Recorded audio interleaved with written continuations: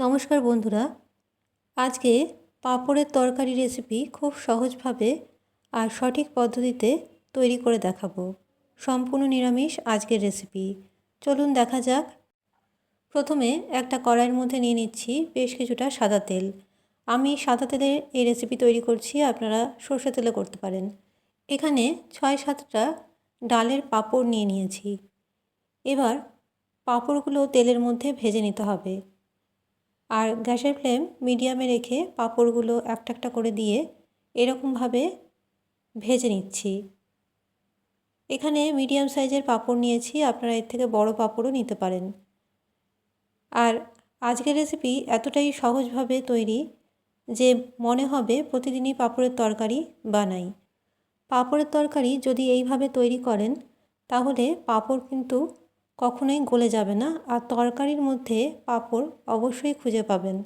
তাই রেসিপি একবারের জন্য হলেও তৈরি করে দেখুন, আর শুরু থেকে শেষ পর্যন্ত রেসিপিটি অবশ্যই দেখুন। আশা করি আজকের রেসিপি আপনাদের ভালো লাগবে, যে কোনো নিরামিষের দিনে তৈরি করে খেতে পারেন। পাঁপড় সবকটাই এরকমভাবে ভেজে নিয়েছি। দেখুন, পাঁপড়গুলো ভেজে নিয়েছি, অন্য একটা পাত্রে রেখেছি। এবার পাঁপড়গুলো হাত দিয়ে একটু ভেঙে নিতে হবে। একটু বড় টুকরো করেই ভাঙছি, বেশি ছোট করার দরকার নেই। ঠিক এই রকমভাবে পাঁপড়গুলো ভেঙে রাখতে হবে। আজকের রেসিপি পাঁপড়ের তরকারি যদি আপনাদের পছন্দ হয় অবশ্যই মাই ভেজ ফুড চ্যানেলটি সাবস্ক্রাইব করে রাখবেন। পাঁপড়গুলো ভাঙা হয়ে গেছে। এবার অন্য একটা পাত্রের মধ্যে নিয়ে নিচ্ছি সামান্য পরিমাণে জল। এর মধ্যে মশলা নেব। প্রথমে নিয়ে নিচ্ছি হলুদ গুঁড়ো হাফ চামচ। হলুদটা ভালো করে জলের মধ্যে মিশিয়ে নিলাম। এবার এর মধ্যে দিয়ে দিচ্ছি হাফ চামচ লঙ্কার গুঁড়ো, হাফ চামচ জিরের গুঁড়ো, 1 চামচ কাশ্মীরি লঙ্কার গুঁড়ো। সমস্ত মশলা দিয়ে এবার জলের সাথে ভালো করে মিক্স করে নিলাম। যে সকল বন্ধুরা মাই ভেজ ফুড চ্যানেলটি আজকে প্রথম দেখছেন তাদেরকে জানাই আমার চ্যানেলে অনেক স্বাগত, আর অবশ্যই রেসিপিটি একবার ট্রাই করবেন। এবার যেই কড়াইতে পাঁপড় ভেজেছিলাম সেই কড়াইতে আরও কিছুটা তেল দিয়ে এর মধ্যে ফোড়নে দিয়ে দিলাম একটা তেজপাতা, হাফ চামচ গোটা জিরে। ফোড়ন থেকে ভালো গন্ধ বেরোলে এর মধ্যে আগে থেকে মিক্স করা মশলা এর মধ্যে দিয়ে দিলাম। এবার মশলা খুব ভালো করে কষিয়ে নিতে হবে। এখানে কিন্তু অন্য কোনো মশলা আমি ব্যবহার করছি না, খুবই সিম্পলভাবে তৈরি করছি আজকের রেসিপি। আশা করি আপনাদের সকলের পছন্দ হবে। ঘরে থাকা মশলা দিয়েই কিন্তু আজকের রেসিপি তৈরি।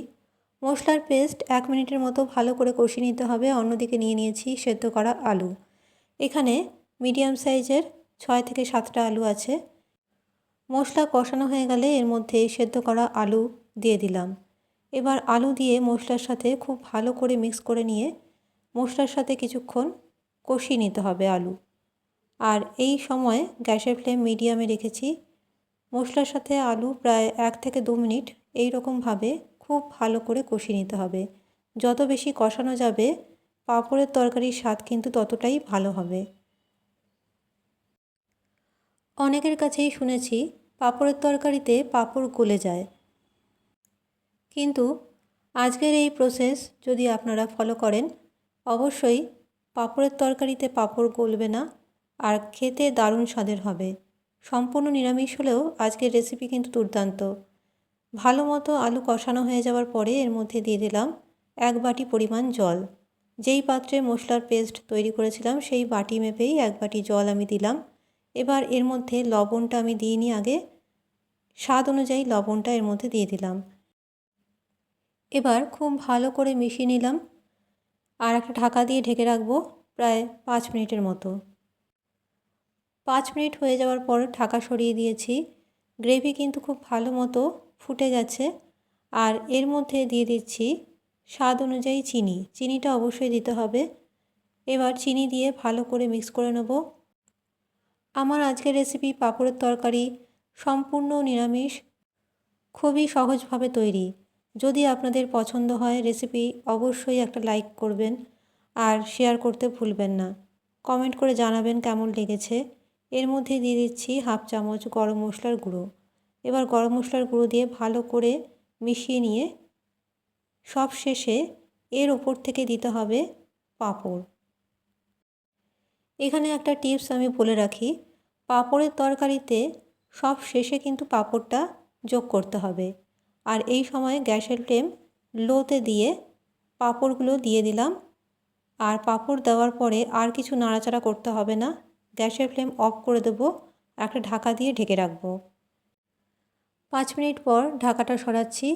দেখুন তৈরি হয়ে গেল সম্পূর্ণ নিরামিষ পাঁপড়ের তরকারি।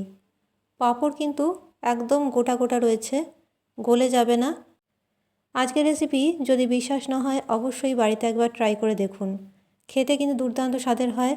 আর যাকেই খাওয়াবেন সে কিন্তু আঙ্গুল চেটে ভাত খাবে। আজকের রেসিপি আশা করি আপনাদের পছন্দ হবে। রেসিপি ভালো লাগলে অবশ্যই একটা লাইক করবেন। আজকের মতো আমার রেসিপি এখানেই শেষ করলাম। আবারও চলে আসবো নিরামিষ রান্নার রেসিপি নিয়ে। ভালো থাকবেন, সুস্থ থাকবেন, নমস্কার।